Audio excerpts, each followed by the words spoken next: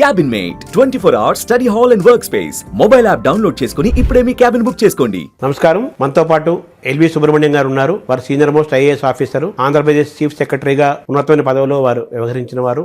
ఎన్నేళ్ల పాటు ఒక ఐఏఎస్ అధికారిగా, ఒక బ్యూరోక్రాట్గా అనేక అంశాలతో అనుబంధం ఉండి వాటి పరిపాలన చేసి భారతదేశంలోనూ రాష్ట్రాలలోనూ ఉన్న పరిణామాలను కూడా గమనించిన వారు. ప్రస్తుతం ఈ కశ్మీర్ ఇష్యూలో పాకిస్తాన్ ఇండియా మధ్య జరుగుతున్న వాతావరణము, ఇంకో పక్క అమెరికా, చైనా, రష్యా ఈ దేశాలు వీటన్నిటి కూడా దృష్టిలో పెట్టుకొని మన దౌత్య సంబంధాలు ఏ విధంగా ఉండాలి, ప్రస్తుతం ఇండియా పాకిస్తాన్ మధ్య జరుగుతున్న కశ్మీర్ వారిని ఎలా చూడాలి, ఏమేం చేయాలి, ఏం చేయకూడదు, ఇవన్నీ కూడా మనం ఎల్వి సుబ్రహ్మణ్యం గారి ద్వారా తెలుసుకునే ప్రయత్నం చేద్దాం.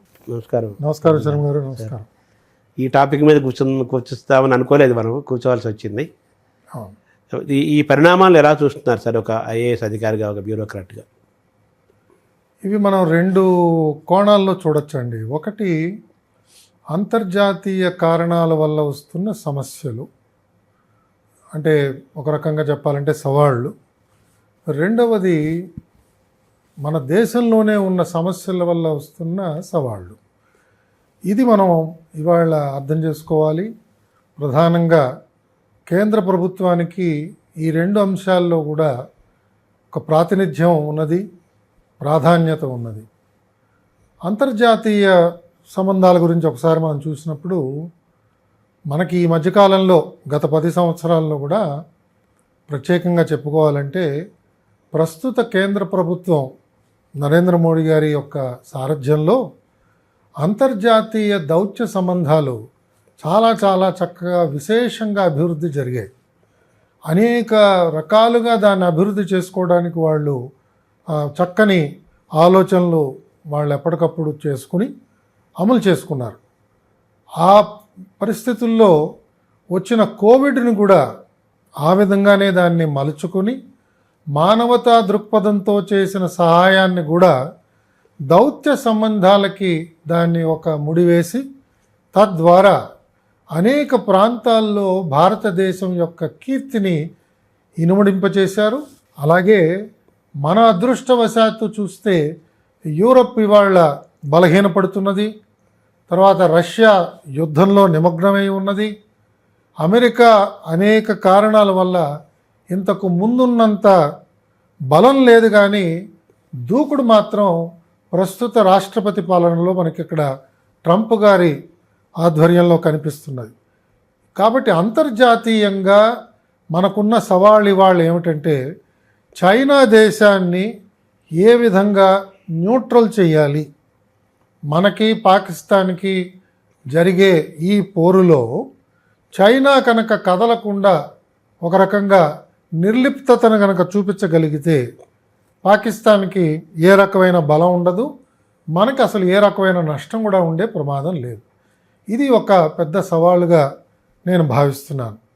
అలాగే అంతర్గతంగా చూస్తున్న సవాళ్ళు మనం చూస్తే ఇప్పటికి కూడా ఇంకా దురదృష్టవశాత్తు జాతీయ పార్టీలు అని చెప్పుకుంటున్న రాజకీయ పార్టీలు వారికి అసలు దౌత్య సంబంధాల మీద అవగాహన లేదు, జరుగుతున్న సంఘటనల మీద అవగాహన లేదు. ఒకవేళ అవగాహన ఉన్నా కూడా వారు ప్రజల్ని తప్పుదోవ పట్టించే ప్రయత్నం చేస్తున్నట్టుగా కనిపిస్తున్నది. నిన్న మొన్న ఇవాళ మనం చూస్తున్నాం, కర్ణాటక ప్రభుత్వంలో ఉన్న మంత్రుల దగ్గర నుంచి, మహారాష్ట్రలో ఉన్న ఎమ్మెల్యేల దగ్గర నుంచి ఇష్టం వచ్చినట్టు మాట్లాడి ప్రజల్లో ఒక రకమైన ఆందోళన రావడానికి, తప్పు ఆలోచనలు రావడానికి వీళ్ళు కారణభూతులు అవుతున్నారు. ఇది చాలా దురదృష్టం. వీరిని మనం నిందించి ప్రయోజనం లేదు. వారి యొక్క అజ్ఞానానికి ఎవరు బలవుతారో అని నాకు భయం వేస్తుంది తప్ప వేరే ఇంకేమీ లేదు.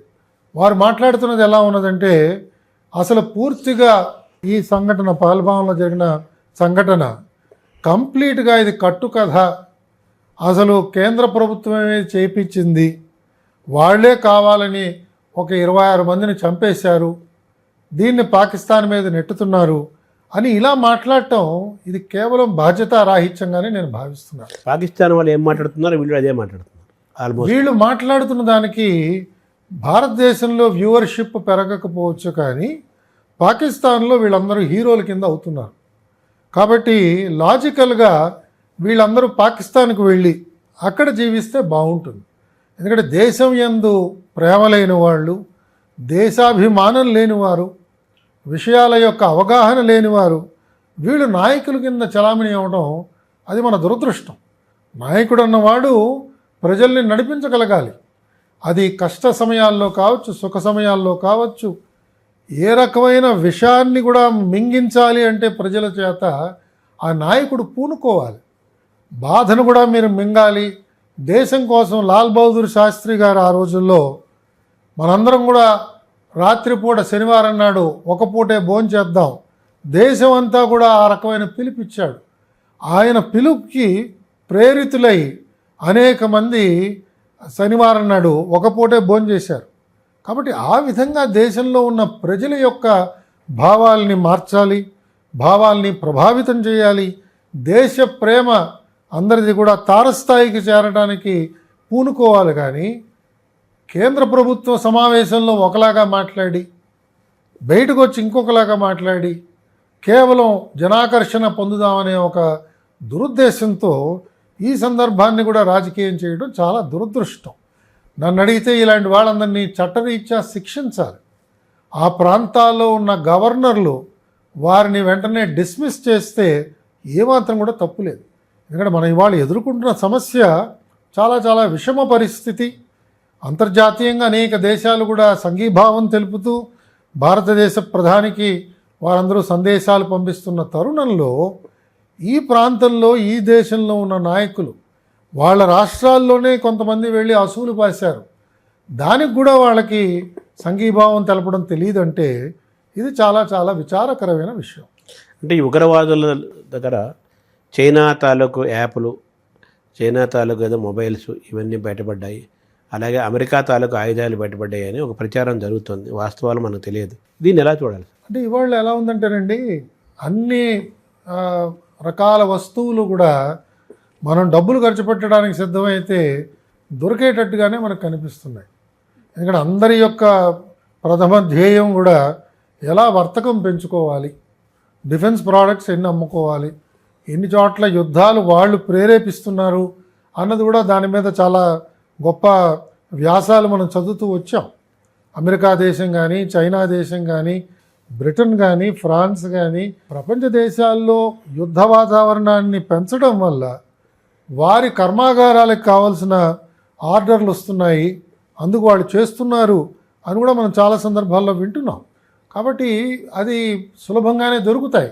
కానీ వీటిని న్యూట్రలైజ్ ఎలా చేయాలి, ఎప్పటికప్పుడు మన నిఘా ఏజెన్సీస్ వారిని ఎలా పసిగట్టాలి, వాళ్ళు ఎలా పట్టుకోగలగాలి, పట్టుకున్న వారిని న్యాయస్థానాలు ఎంత త్వరగా శిక్షించగలగాలి. మనం చూసాం మన దేశంలో ఆయుధంతో దొరికి చంపినట్టుగా చెప్పిన వాళ్ళ ముందు కూడా కసబ్కి 5-6 సంవత్సరాలు పట్టింది ఉరి తీయడానికి. మరి అంత గొప్పగా మన న్యాయస్థానాలు పనిచేస్తున్నాయి. ఈ విధంగా చేయడం వల్ల ఏమవుతుందంటే అందరికీ కూడా ఒక రకమైన నమ్మకం వచ్చేసింది. మనం ఏ తప్పు చేసినా కూడా 5-6 సంవత్సరాలు ఇబ్బందే లేదు, దాని తర్వాత చూసుకుందాం. ఎవరైనా ఒక పలుకుబడి ఉన్న వకీల్ని పెట్టుకున్నామంటే ఆయన ఇంకొన్నాళ్ళు నడిపిస్తాడు అనే ఒక ఆలోచనతో ఇవాళ ఈ ఉగ్రవాదం వైపు ఆకర్షితులై కొంతమంది వెళుతున్నారన్నది కూడా మనం చదువుతున్నాం ఇక్కడ అక్కడ. ఇది ప్రమాదకరమైన పరిస్థితి. ఇలాంటి తప్పిదాలు చేసేవారికి స్పెషల్ కోర్ట్స్ లాగా పెట్టి స్పెషల్గా ప్రాసిక్యూషన్ తీసుకొచ్చి ఎంత త్వరితగతిన మనం చేయగలిగితే, ఈ మధ్యకాలంలో మనం అభయ కేసులో ఎలాగైతే చేశామో ఆ విధంగా చేయగలిగితే కొంత భయం వస్తుంది ప్రజల్లో, పౌరసత్వం మీద గౌరవం ఏర్పడుతుంది. సార్, ఈ విషయంలో అంతా ఇది ఇందాక కొంతమంది రాజకీయ పార్టీలు అన్నట్టుగానే పాకిస్తాన్ వాళ్ళు కూడా వాళ్ళ అధికారులు, ప్రతినిధులు దీనిపైన ఇది భారతదేశం చేసిన ఒక ఫేక్ వాతావరణం అని అంటున్నారు. ఇంకో పక్క తటస్థమైన దర్యాప్తు జరగాలి, దానికి మేము సిద్ధంగా ఉన్నామని పాకిస్తాన్ అంటోంది. చైనా కూడా ఏమంటుందంటే తటస్థమైన దర్యాప్తు జరగాలి, మేము పాకిస్తాన్కు సంఘీభావం తెలుపుతామని వాళ్ళు విదేశాంగ మంత్రి అన్నాడు, చైనా వాంగ్ యీ అన్నాడు. దీన్ని ఎలా చూస్తున్నారు సార్? చైనా ఎప్పుడు కూడా వాడి చెయ్యి ఎప్పుడు వాడు కాల్చుకోడండి. మనకున్న అనుభవం ఏమిటంటే చైనా వాడు కేవలం బోన్లో ఉన్న పులి ఆయన గాండ్రించినట్టుగా గాండ్రిస్తాడంతే. అందుకని ఎప్పుడు కూడా పంజా విసరడు, వాడు బయటకు రాడు. ఎందుకంటే మనం చూసాం గల్వాన్లో కూడా ఆ సమయంలో జరిగిన చిన్న కొన్ని అవాంతరాలు సమస్యల వల్ల అనేక మంది చైనా యుద్ధ సైనికులు చనిపోయారని చెప్పి మనకి వార్తలు ఆ రోజుల్లో వచ్చాయి. వాళ్ళ సైన్యం అంత బలిష్టంగా లేదని, యుద్ధ యొక్క అనుభవం వాళ్ళకి లేదని పదే పదే అందరూ కూడా కూడై కూస్తున్నారు. కాబట్టి చైనా కేవలం ఏమిటంటే అదొక బలం నాకున్నది, నా దగ్గర అణుశక్తి చాలా ఉన్నది, నాకు చాలా విదేశీ మార్గద్రవ్యం నా దగ్గర ఉన్నది, వీటితో మాట్లాడుతున్నది. కానీ యుద్ధ భూమికి పాకిస్తాన్ కోసం వచ్చి యుద్ధం చేసే పరిస్థితులు లేవని చెప్పి నేను భావిస్తున్నానండి. అంతేకాకుండా చైనాకి రష్యాకి చాలా చాలా దగ్గర సంబంధాలు ఉన్నాయి. మనం చూస్తున్నాం ఈ యుక్రెయిన్ వార్లో కూడా రష్యా భారతదేశం వైపే మొగ్గు చూపింది, భారతదేశ ప్రధాని చెప్పిన మాటలన్నింటినీ గౌరవించింది, భారతదేశంతోనే దౌత్య సంబంధాలని బలపరుచుకుంది. కానీ ఇంకే దేశంతో కూడా రష్యా దేశం చేసుకోలేదు. పుటిన్ అక్కడ అధ్యక్షుడిగా ఉన్నన్ని రోజులు నా అనుమానం చైనా ఏమాత్రం కూడా దాని పరిస్థితిలో మార్పు ఏమి ఉండదు, అది ఏమాత్రం కూడా యుద్ధానికి దగ్గరగా రాదు. వారు ఇచ్చే ఆయుధాలు అవి ఎంతవరకు శ్రేష్టమైనవో కాదో అన్న దాని మీద కూడా చాలామంది నిపుణులు అనుమానాలు వ్యక్తపరచడం కూడా మనం చదువుతూ వచ్చాం. కాబట్టి ఈ పరిస్థితుల్లో పాకిస్తాన్ ఒంటరి దేశం అయిపోతున్నది. రోజు రోజుకి దాని పరిస్థితి తీవ్రత పెరుగుతున్నది. ఇప్పటికే సుమారు 22-23 దేశాలు భారతదేశంతో సంఘీభావం తెలిపాయి. వారందరూ కూడా భారతదేశ ప్రధానమంత్రికి సందేశాలు పంపించి జరిగిన మారణకాండకి తీవ్రమైన దిగ్భ్రాంతిని వారందరూ కూడా తెలియజేశారు. అలాగే మనం ఇండస్ వాటర్ ట్రీటీ విత్డ్రా చేసిన తర్వాత ఏ ఒక్క దేశం కూడా అది తప్పు అని మాట్లాడలేదు. కాబట్టి పాకిస్తాన్కి బహుశా సమయం ఆసన్నమైనది. చరిత్రాత్మకంగా వారు చేసిన తప్పిదాలన్నిటికీ కూడా ఇప్పుడు సుంకం చెల్లించే సమయం ఆసన్నమైనది అని మనకు అర్థమవుతున్నదండి. ఇప్పుడు రష్యా ఇప్పుడు కూడా మనతోనే ఉందని మనం భావించాలి కదా? అంతేనండి. రష్యా పరిపూర్ణంగా భారతదేశంతోనే ఉన్నది. భారతదేశం కూడా దౌత్య సంబంధాలు రష్యాతో చాలా చక్కగా చూసుకుంది. రష్యాకి కావలసిన మార్గద్రవ్యం అంతా కూడా మనం రష్యా ఆయిల్ ద్వారా మనం అందించాం. రష్యాకి ఎలాంటి ఇబ్బంది రాకుండా యుఎన్లో పాస్ చేద్దాం అనుకున్న రెజల్యూషన్స్ కూడా భారతదేశం సమర్థించలేదు. కాబట్టి తటస్థ వైఖరి అని చెప్పుకుంటున్నా కూడా భారతదేశం రష్యా వంకే కొంత తన యొక్క సంఘీభావానండి, మైత్రీ భావానండి చూపించిందని చెప్పి నేను అనుకుంటున్నాను. భారతదేశం వైపు రష్యా సంఘీభావం, మన వైపే మొగ్గుంది. రష్యా మొగ్గుందండి. అమెరికాని ఎలా చూడాలి సార్? అమెరికా మనం చూసాం. ఎందుకంటే ప్రధానంగా ఈ సంఘటన జరిగింది కూడా అమెరికా ఉపరాష్ట్రపతి మన దేశంలో పర్యటన చేస్తున్నప్పుడే జరిగింది. ఇంతకు పూర్వం కూడా వారి రాష్ట్రపతి భారతదేశంలో ఆయన టూర్ చేస్తున్నప్పుడు ఒకసారి జరిగింది. అలాగే ఈసారి కూడా వారి ఉపరాష్ట్రపతి నూతనంగా ఎన్నుకోబడ్డ ఆయన వచ్చినప్పుడు ఆ పరిస్థితి వచ్చింది. కాబట్టి అమెరికాతో పాకిస్తాన్ తెలుసో తెలియకో వారే ఈ రకమైన ఒక యుద్ధానికి మొగ్గు చూపిస్తున్నట్టుగా కనిపిస్తున్నది. కాబట్టి అమెరికా ఏమాత్రం కూడా సమర్థించట్లేదు. మనం వెంటనే చూసాం, వారి ఇంటెలిజెన్స్ చీఫ్ కానీ, వారి సిఐఏ చీఫ్ కానీ, వారి డిఫెన్స్ సెక్రటరీ కానీ వీళ్ళందరూ కూడా భారతదేశాన్ని సమర్థించారు. బహుశా భారతదేశం యొక్క మంత్రాంగంలో వారందరూ కూడా నిమగ్నమయ్యి ఏ విధంగా పాకిస్తాన్కి ఒక బుద్ధి చెప్పాలి, పాకిస్తాన్ ప్రేరిత ఉగ్రవాదానికి ఏ విధంగా చరమగీతం పాడాలి అన్నది బహుశా రచిస్తున్నారని మనకు అనుమానాలు వస్తున్నాయండి. ఇప్పుడు అమెరికా పాకిస్తాన్ నాకు మిత్రదేశము, ఈ సమస్య ఇప్పుడు వస్తున్న కశ్మీర్ సమస్య విషయంలో ఆ రెండు దేశాలు చూసుకుంటాయి అంటూ నాది మిత్రదేశం పాకిస్తాన్ అని ఒక మాట వాడింది అమెరికా. దీన్ని మనం ఎలా అన్వయం చేసుకోవాలి సార్? అంటే కొన్నిసార్లు ఈ వాక్యాల వెనకాల అంతరార్థం కూడా ఉంటుంది. నాకు మిత్రుడే కానీ తప్పు చేశాడు అని అంటానికి కూడా ఎక్కువ సమయం పట్టకపోవచ్చు. అలాగే వారి ప్రేరణతో ఇవాళ ప్రపంచ దేశాల్లో మనం చూస్తున్నాం ఉగ్రవాదం బాగా పెరుగుతున్నది. యూరప్ దేశాల్లో చాలా చాలా తీవ్ర సమస్యలు ఎదుర్కొంటున్నారు. యునైటెడ్ కింగ్డమ్లో మనం చూస్తున్నాం ఇవాళ చాలా తీవ్రమైన సమస్యలు ఎదుర్కొంటున్నారు. అక్కడ ఉన్న ముస్లిం జనాభా అంతా కూడా టార్గెట్ అవుతున్నది. ఉగ్రవాదుల్ని టార్గెట్ చేయడంలో తప్పులేదు కానివ్వండి, పూర్తి ముస్లిం జనాభాని టార్గెట్ చేయడం ప్రారంభించేటప్పటికి దానివల్ల అల్లకల్లోలాలు మనకి ప్రపంచవ్యాప్తంగా తయారవుతున్నాయి. ఇవాళ భారతదేశంలో కూడా మనం చూస్తున్నాం, అనేక మంది ముస్లింలు బయటకు వచ్చి మమ్మల్ని అనవసరంగా అనుమానించకండి, మేము ఉగ్రవాదానికి ఏమాత్రం కూడా ఊతం ఇవ్వట్లేదు అని చెప్తున్నారు. మనకి ఇవాళ జమ్మూ కాశ్మీర్లోనే చాలా ప్రాంతాల్లో ఇలా జరుగుతుంది. ఇవాళ మనం చూసాం, జమ్మూ కాశ్మీర్ అసెంబ్లీలో వారి ముఖ్యమంత్రి ఆయన ఎంత చక్కగా ఉమర్ గారు ఉపన్యాసం చేశారు. ఆయన ఆ ప్రసంగంలో కూడా చెప్పారు, చాలా కేటగారికల్గా చెప్పారు. ఏమనంటే, ఇది సమయం కాదు ప్రత్యేక రాష్ట్రం గురించి మనం మాట్లాడటం, ఏమాత్రం ఇది సబబు కాదు.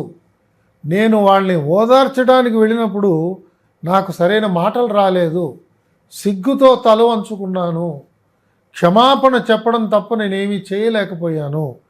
టూరిజం నా ఆధ్వర్యంలో ఉన్నది, అలాంటి టూరిస్ట్కి ఇలాంటి నష్టం జరిగింది కాబట్టి నేను సిగ్గుతో తల వంచుకుంటున్నాను అని ఆయన స్పష్టంగా అసెంబ్లీలో వాళ్ళు ఉపన్యాసం ఇచ్చారు.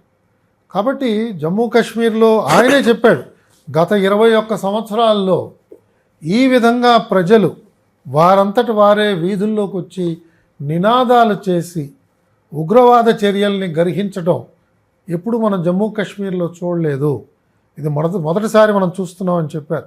కాబట్టి ఇవన్నీ కూడా జరుగుతున్న సంఘటనలకి ఇవన్నీ అద్దం పడుతున్నాయి. బహుశా సమాజంలో కూడా మార్పులు చాలా వచ్చాయి. మైకుల దగ్గరకు వచ్చి మాట్లాడే వాళ్ళు బహుశా తక్కువ మందే ఉన్నారేమో, వీరి వెనకాల ఎక్కువ మంది ప్రోత్సహించడానికి ఎవరు లేరని చెప్పి మనం అనుమానించవచ్చు. అలాగే నిఘా ఈ మధ్యకాలంలో బహుశా ఇంకా బాగా పెరిగి ఉండొచ్చు, మనకి తెలియదు. ఆ నిఘా చైతన్యం ఎలా ఉన్నది అన్నది మనకి రాబో రోజుల్లో కనిపిస్తుంది.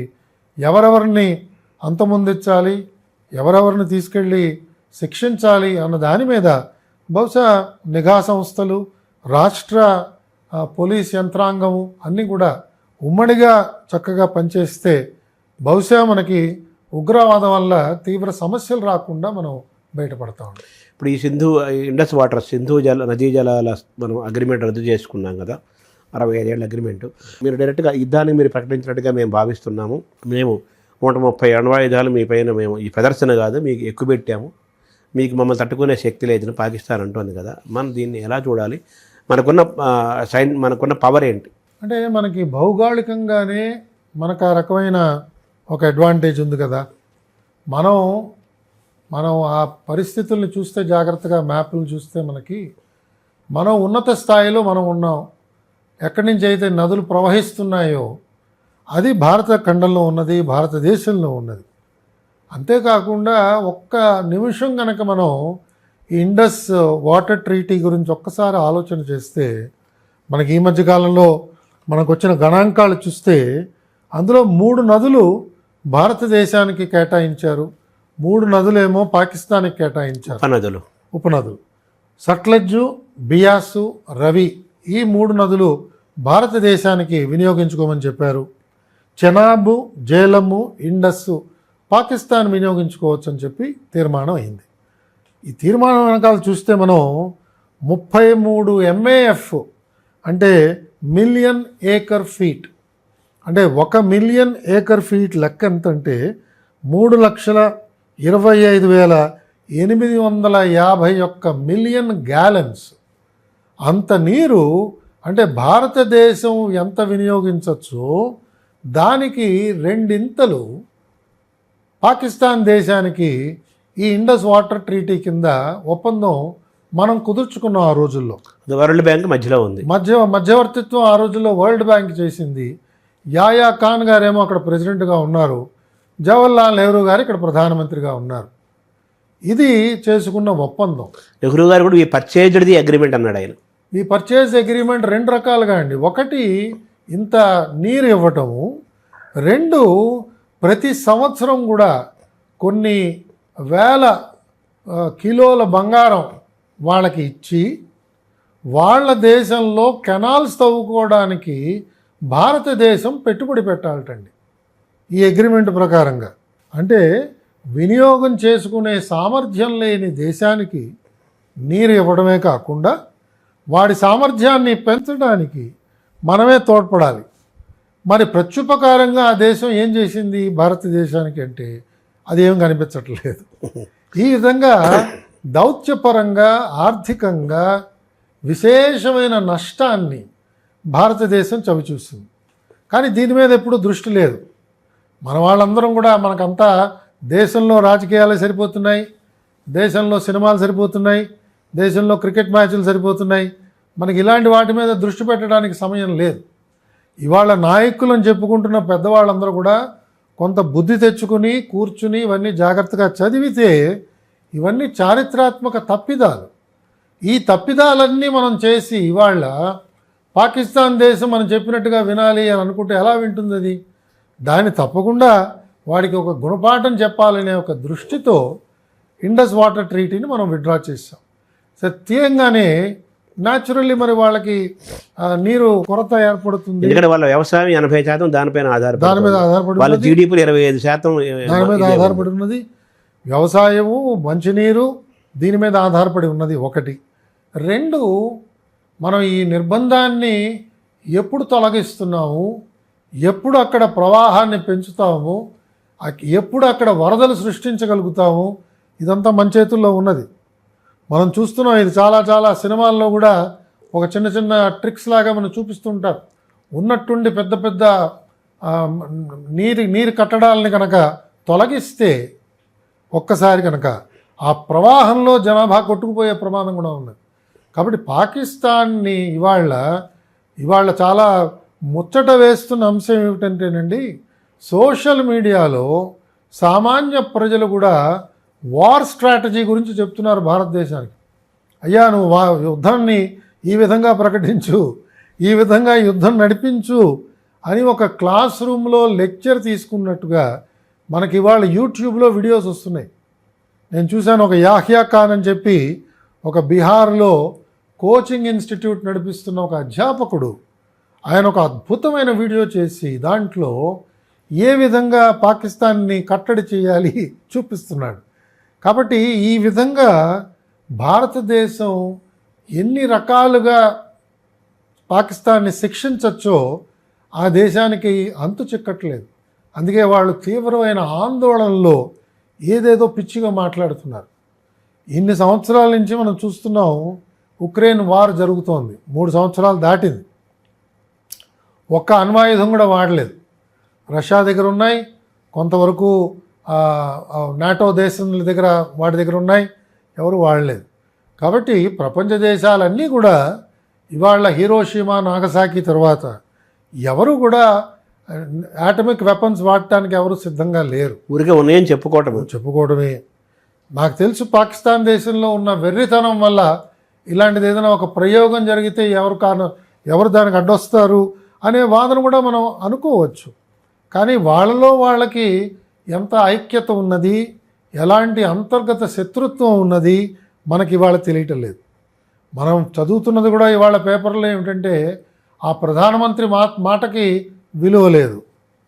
ఆ దేశంలో ఇవాళ ఉన్న ఆ ఆర్మీ చీఫ్ అతను ఎక్కడికి వెళ్ళిపోయాడో తెలియటం లేదు. గత 3 రోజుల నుంచి అతను అక్కడ ఆచూకీ లేదు. కాబట్టి అతి బలహీనమైన పరిస్థితిలో ఉన్న దేశాన్ని ఇవాళ వెనకేసుకొస్తున్న రాజకీయ నాయకుల్ని మనం ముందు దండించాలి, శిక్షించాలి, నిందించాలి.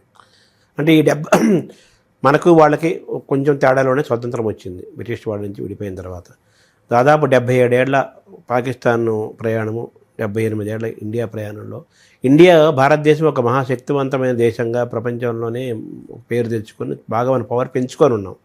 పాకిస్తాను రోజు రోజుకి హీనమై చాలా అవినీతిమయము, ఆర్థికంగా దెబ్బతిని చాలా డోల్డ్రమ్స్లో చాలా హీనమైన ఘోరమైన పరిస్థితిలో ప్రస్తుతం పాకిస్తాన్ ఉందని అక్కడ ప్రజలే చెబుతున్నారు. సో ప్రజలు కూడా ప్రభుత్వాల పట్ల చాలా వ్యతిరేకంగా, కోపంగా ఉందని అనేక మంది ఇప్పటికీ దించారు. మీరు అన్నట్టుగా అంతర్గతంగా ప్రజల్లో కూడా చాలా కోపం ఉంది వాళ్ళ ప్రభుత్వాలు ప్రజల పట్ల. కానీ ఏ ధైర్యం చూసుకొని ఈరోజు పాకిస్తాన్ ఈ ప్రేరేపణ చేస్తుంది భారత్ విషయంలో? అంటే మనం చూసాము, మహాభారతంలో చదివాము, శ్రీరామాయణంలో చూసాము, అలాగే అనేక పరిస్థితుల్లో మనం చూసాము. ఎవడికి బలహీనత ఉందో వాడే గట్టిగా అరుస్తాడు. బలం ఉన్నవాడు మాట్లాడు. సమయం వచ్చినప్పుడు వాడు బలాన్ని వాడు ప్రదర్శిస్తాడు. భారతదేశం కూడా అలాంటి స్థితిలో ఉన్నదండి. వాళ్ళు మాట్లాడే ప్రతిదానికి కూడా అసెంబ్లీలో వాదోపవాదాల్లాగా ఇక్కడ కూర్చుని మన ప్రధానమంత్రో లేదా మన రక్షణ శాఖ మంత్రో దానికి జవాబులు ఇవ్వడం అవసరం లేదు. ఎందుకంటే మనం చెప్పినట్టుగా, తెలుగులో సామెత చెప్పినట్టుగా, ఏనుగులు వెళుతున్నప్పుడు కుక్కలు మురుగుతాయని చెప్తారు కదా. కాబట్టి మనం అలాంటి బలహీనుల యొక్క వాళ్ళ యొక్క బాధ ఏమిటో మనకు అర్థమవుతున్నది. ఆ దేశంలో అనైక్యత ఉన్నది, సఖ్యత ఏమాత్రం లేదు. వివిధ ప్రాంతాలు ఇవాళ విడిపోవడానికి సిద్ధమైపోతున్నాయి. ఆ ప్రాంతాలలో ఎలాంటి పటుత్వం లేని పరిపాలన జరుగుతున్నది. ప్రజలకి సామాన్యమైన తిను వస్తువులు కూడా పంపిణీ చేసే పరిస్థితిలో ఆ దేశం లేదు. 9 రోజులు మించి ఆ దేశం యొక్క రక్షణ సంస్థలకి వాటికి కావలసిన వార్ ఎమ్యునిషన్ లేదని చెప్పి నిన్న నేను టీవీలో లెఫ్టినెంట్ జనరల్ ఎవరో మాట్లాడుతుంటే విన్నాను. కాబట్టి ఏ విధంగా యుద్ధం చేస్తారు? యుద్ధం అంటే ఏదో అరవడం ఒకటే కాదు కదా. కాబట్టి వారి ప్రతాపం అంతా కూడా మాటల్లోనే ఉంది, చేష్టల్లో ఏమాత్రం ఉండలేదు. తప్పకుండా ఆ దేశం 3 ముక్కలు అవడం తథ్యం. ఆ 3 ముక్కల్లో ఎన్ని ముక్కలు వచ్చి భారతదేశంలో కలుస్తాయి మనం చూడాలి. అలాగే పాకిస్తాన్ ఆక్యుపైడ్ కాశ్మీర్కి బహుశా విముక్తి ప్రకటించే రోజులు ఆసన్నమవుతున్నాయని అందరూ చెప్తున్నారు. మనకి పంచాంగ శ్రవణంలో కూడా చెప్పారు, మనందరం కూడా జ్ఞాపకం చేసుకుంటే ఒకసారి. కాబట్టి పాకిస్తాన్ ఆక్యుపైడ్ కాశ్మీర్ కనుక వచ్చి భారతదేశంలో కలిస్తే అప్పుడు తప్పకుండా విశాలమైన కాశ్మీరు రాష్ట్రం తప్పకుండా ప్రశాంతమైన వాతావరణంలో అభివృద్ధి పదంలో తప్పకుండా అది నడవడానికి ఇంకా బాగా మంచి ప్రయత్నం చేయగలుగుతుందని చెప్పి మనకి వాళ్ళ నమ్మకం కలుగుతుందండి. సార్, ఈ నేపథ్యంలో ఇస్లామిక్ దేశాల నుంచి మనకేం ఇబ్బంది ఉండదంటారా ప్రస్తుతం? మనం అదే వాళ్ళు అంటే కొన్నిసార్లు దైవికంగా సంఘటనలు జరగడం అంటే ఇదే అవుతుంది. మన దేశ ప్రధాని సౌదీ అరేబియాలో ఆయన పర్యటన చేస్తున్నప్పుడే ఈ సంఘటన జరిగింది. మరి తప్పకుండా ఈ విషయాలన్నీ ఆయన అప్పుడే ముచ్చటించుంటారు అక్కడ.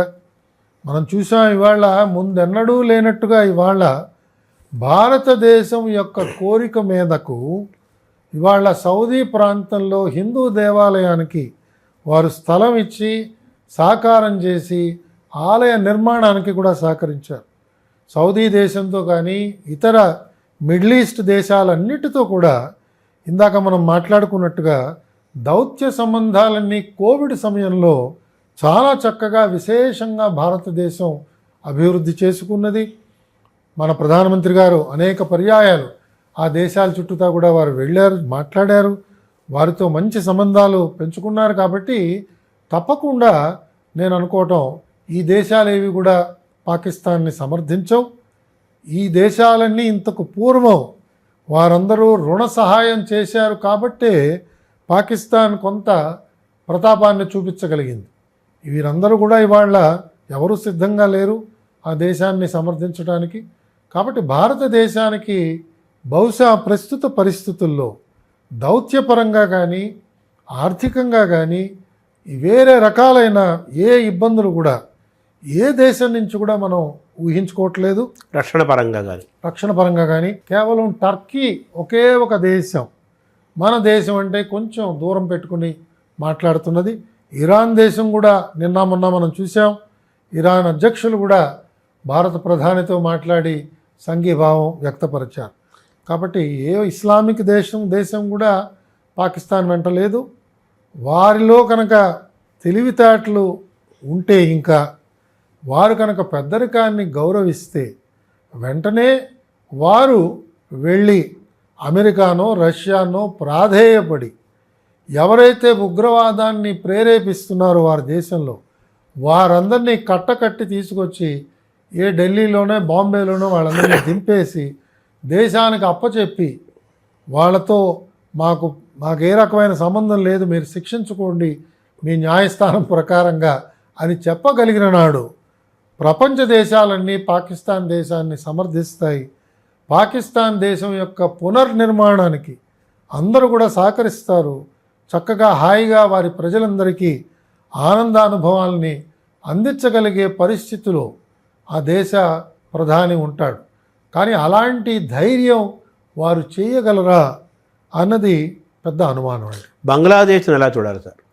బంగ్లాదేశ్ అసలు అది బహుశా మన హైదరాబాద్ కంటే చాలా చాలా చిన్న ప్రాంతం. అది మనం తలుచుకుంటే అరగంటలో దాన్ని పూర్తిగా మట్ట పెట్టేయచ్చు. ఏముంది బంగ్లాదేశ్లో? ఏమీ లేదు. కాబట్టి బంగ్లాదేశ్ కేవలం మనం నిదానంగా ఉందాము, మనకి జరుగుతున్న పరాభవాల్ని మనం దిగమింగుకుందాము, దౌత్యపరంగా మనం కొంత ఓపిక చూపించాం. కానీ బంగ్లాదేశ్కి ఎలాంటి సైనిక సామర్థ్యం లేదు, వారు మన ఏ రకంగా కూడా బెదిరించగలిగే పరిస్థితులు లేరు. సో ఓవరాల్గా మీరు చెప్తున్న మాటలు బట్టి చూస్తే పాక్ ఆక్రమిత కాశ్మీర్ తిరిగి భారతదేశానికి సొంతమై విశాల భారతదేశము, ఒక విశాల ప్రత్యేక కాశ్మీర్ రాష్ట్రము ఏర్పడే ఒక సుముహూర్తాలు సన్నివేశాలు దగ్గర పడ్డాయని మీ వ్యాఖ్యలు నేను అనుకుంటున్నానండి. వ్యాఖ్య ద్వారా అలాంటి పరిస్థితులు మనకు అనిపిస్తున్నాయి. ఈ పరిస్థితుల్లో మన దేశ పౌరులందరూ కూడా సంఘటితం అవ్వాలి. మనలో మనకి విభేదాలు సృష్టించుకునే పరిస్థితి ఇది కాదు. మత సామరస్యత కూడా మత సామరస్యం ఉండాలి, ప్రాంత సామరస్యం ఉండాలి. కొన్ని ప్రభుత్వాలు ఒకవేళ వారి పార్టీ సిద్ధాంతాల ప్రకారం ఆలోచన చేసినా కూడా ప్రజలు దాన్ని గర్హించేటట్టుగా, పత్రికలు దాన్ని విమర్శించేటట్టుగా మనం ఉంటే దేశ సమైక్యత బాగా బలపడుతుంది. అంతర్జాతీయంగా మనం సాధిద్దాం అనుకున్న విజయాలకి ఇవన్నీ సోపానంగా మారుతాయి. రాజకీయాలకు అతీతంగా వ్యవహరించాల్సిన సందర్భం ఇది. అంతేనండి, బాగా చెప్పారు. అంతేనండి. సుమన్ టీవీలో మీ పర్సనల్ అండ్ బిజినెస్ ప్రమోషన్స్ కోసం కింది నెంబర్కి కాంటాక్ట్ చేయండి.